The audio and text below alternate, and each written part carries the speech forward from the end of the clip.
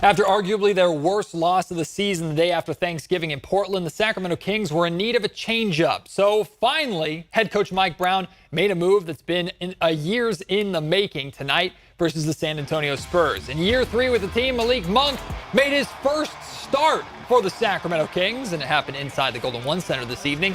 And it was against the Spurs led by this man, also known as the Alien, Victor Wembanyama, and a familiar face. Former King Harrison Barnes made his return to the Golden One Center tonight. He received a nice ovation from the fans and a tribute video by the Kings. But Barnes' replacement here in Sacramento, DeMar DeRozan, stole the spotlight in the early going. He led Sacramento to a 42-point first quarter and was the Kings' leading scorer tonight with 28 points in his first game back after missing the recent road trip with lower back muscle inflammation. Monk made a case for why he should have been starting all along with his solid night. He hit 5 3-pointers for the Kings and also finished off a highlight alley-oop, of course, off the assist from his former Kentucky teammate, De'Aaron Fox. Monk had 19 points on the night, but once again, opponent three-point shooting terrorized the Kings. The Spurs hit 23 three-pointers, surpassing their season high of 22 that they made against Sacramento earlier this season.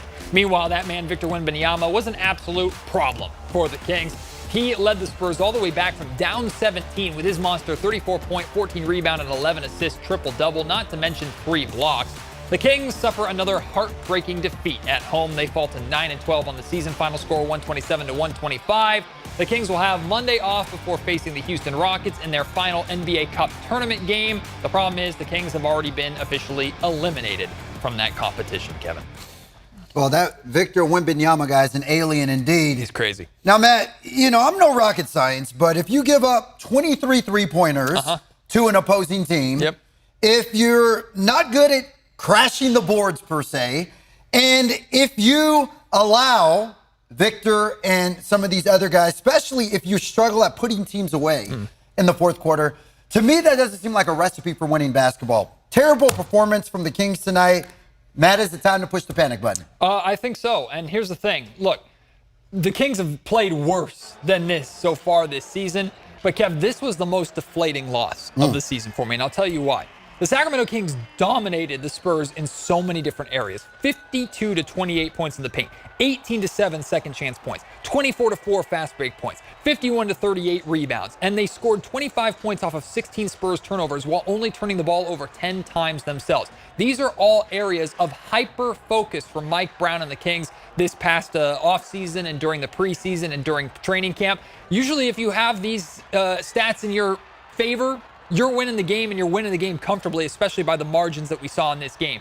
And the Kings still lost. Why? Because they can't defend the three-point shot, right? 23 allowed three-pointers for the San Antonio Spurs is brutal. The Spurs have only have had 2 games this season where they've hit 20 or more threes.